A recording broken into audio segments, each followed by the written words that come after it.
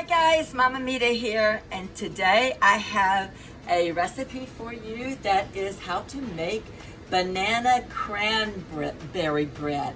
Oh my goodness, this is my favorite. It's just, I love this bread, and it's just so easy to make. So now let's get started. Okay, so the first thing I want to let you know that I'm using a Sunbeam 5833 model machine, and it's 22 years old. It still works great. Okay, so I'm going to take my pan out, and I make sure that I have my paddle in there. Okay, that will mix up the bread. So the first thing I want to do is I want to use a little bit of liquids. Okay, so I'm going to use 2/3 cup of half and half is what I'm using, and then I've added a half a teaspoon of vinegar. But you want to make sure that you warm this half and half in your microwave a little bit, to, you know, not too hot. You want to just be able to touch your finger in there and it's warm, but not hot. Okay, so that would be the first thing you would add to your pan. Okay, then the second thing we want to add to the pan would be our bananas. And what I did with the bananas is, you know, when you have extra bananas and you just like, oh my gosh, what am I going to do with all these bananas now? What I do is I take the skin off and I stick them in a bag, just like this. You see all that? That's bananas, extra bananas. And then I tie the top of it and I throw it in my freezer. And so when I need bananas, I just pull out 2 bananas, because that's usually what I put in this 1 loaf of bread. Now this is 1.5 pounds. It will make 1.5 pounds loaf. Okay, so that's my 2 bananas. I mashed the bananas, but first they're frozen. Okay, so you want to put them in the microwave a little bit and warm them up, you know, and then you mash them up like that, beat them up, and you add it to your pan. Okay, so we're done with that now. Then the second thing you will add, or the next thing you would add, would be an egg, just 1 egg. You don't even have to mix it up. I haven't mixed it up before. Today I did, but you don't have to do that, because the machine will do all that for you. Then after you do your egg, okay, so you have your half and half, and if you don't have half and half, you could use milk. You could just bring it up to where it's that level of fat in it, okay? And so you got your half and half, your banana, and your egg. And then the next thing you would want to do is you'd want to put some butter. So in this case, we're going to use 1 tablespoon of butter.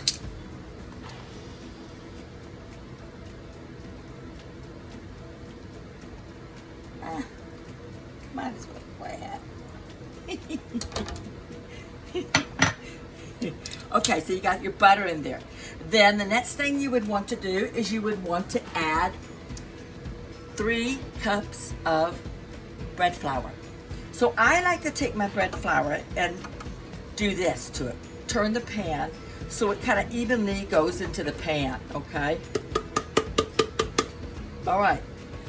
Then you would take and you would want to add sugar. So now on the sugar, you're going to add 3 tablespoons of sugar. And I like to put my sugar in the middle.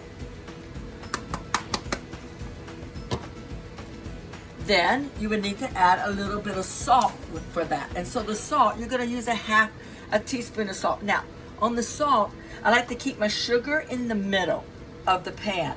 And my salt, I put it to the side. There's a reason for that. Yeast doesn't like salt. So now we're going to go with the yeast. Now the yeast, when I get my yeast, I usually get it in the big bag. I buy it from Winco because it's the cheapest and it's a huge bag and it lasts a long time. And I put it like in a container like this, a Tupperware container. I label it and stick it in my refrigerator. In the past, I've stuck it in the freezer too. That's fine too. Okay, so now you want to take the yeast, and this is 1 teaspoon of yeast, okay? And you want to put it in the top on the sugar, okay? Now, the next thing you would do at that point is I add a half a cup of these Cram raisins, okay? That's it. That's it. That's all you do. You just dump it in there.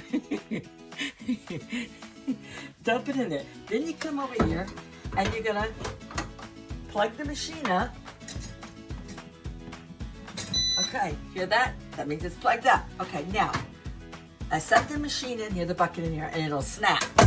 Snap, see? Okay, now you shut that lid down, and you go over here to the machine, and you push the button for basic. So you dial it up to number 1 on this machine, 1. And I want my crust to be a lighter crust. So it'll go 1L, which means light, okay? Then I turn it on. Now, this being an older machine, you know, I mean, it's pretty old, 22 years, okay? I keep the lid up and I watch it, okay?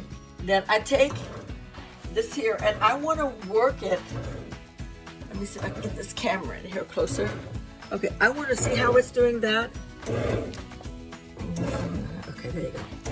All right, I want to take this and I want to move the flour towards the middle, because sometimes you need to help this because of it being bread flour and it's an older machine.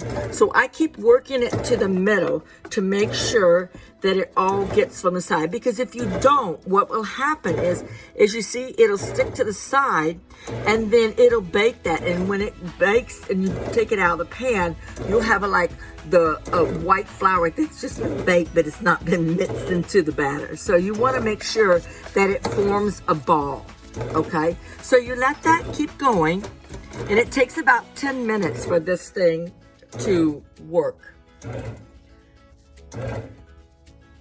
So it'll go slow, it'll start out slow, and then it'll go fast, and then it'll go slow, and then it'll go back to fast. That's how it does. And you just let it do its thing. It'll take about 10 minutes, and then you look and make sure that this is completely, I'm hoping I get that camera down there the right way. Okay, you make sure that that is away from the wall, and it's formed a ball. And this is gonna take 3 hours to make this bread, but it sure is good. I like this machine because it just does all the labor. I don't have to work that with my hands because I have arthritis, and so for me, this machine is really the thing. Okay, see how it's speeded up now? So now, if you found that the machine was making quite a bit of a noise, like it was, you could see that it was struggling, and the dough looked really, really dry, you would want to add a little bit of more liquid to that. This one looks okay, but you would want, but now once you look, you see, can you see that there, down there? You see how it's formed over there? You want to get that away from there. You want to make that come back to the center, the dough. Okay. And once this finishes mixing up, it'll be a nice little ball. And you just let it do its thing. Now, if you was using this machine, it would be about, about maybe 15, 20 minutes down the road, it'd beep. That means that beep tells you that you want to add whatever ingredients you're going to add. You're going to add nuts, or you're going to add dry fruit. At that point, you would add it. I don't really usually wait that long. I just dump it in. When I get it going, I'm ready to eat bread. All right. So now you see, now it looks really good. I hope I can get that machine out like that. Okay. All right, now it'll stop, and then it'll do it again, see? Okay, so now you want to make sure that all of that flour is away from the well on the side of the walls and stuff. You want to make sure that it's formed into the ball. It's good to go. Now, at that point, you see it looks great. I shut the lid down and let it go. So, we'll come back a little later, and you can see how nice this bread looks.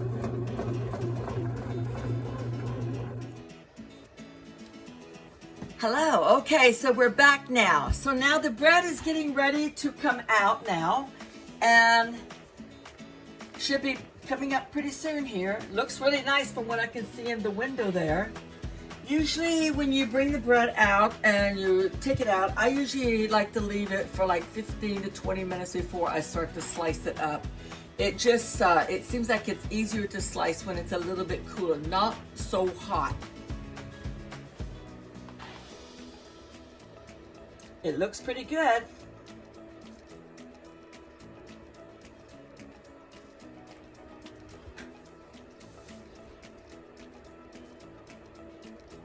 So while that's going there, getting ready to go off, we'll go over the recipe one more time so you got that down.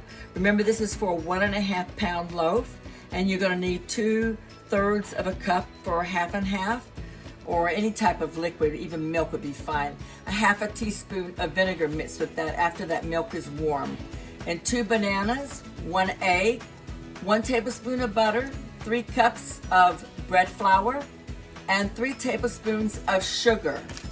1/2 teaspoon of salt. Remember, don't put your salt next to the sugar and the yeast. And then it's gonna be 1 teaspoon of yeast and a 1/2 cup of the cranberries or the raisins. So that was our beeper, and so now it is finished. Ooh, it's very hot, so you wanna be really careful. What I like to do is I lay a towel out down to set it on. I reach in here and I pull it up,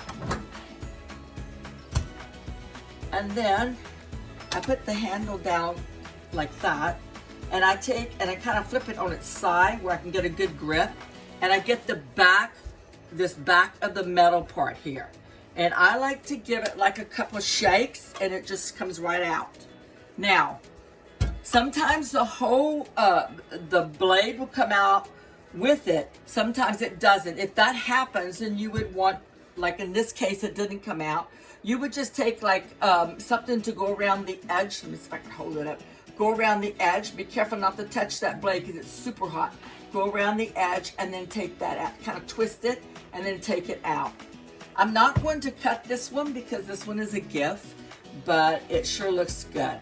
Anyway, that is our banana bread with cranberry or cran raisins in it.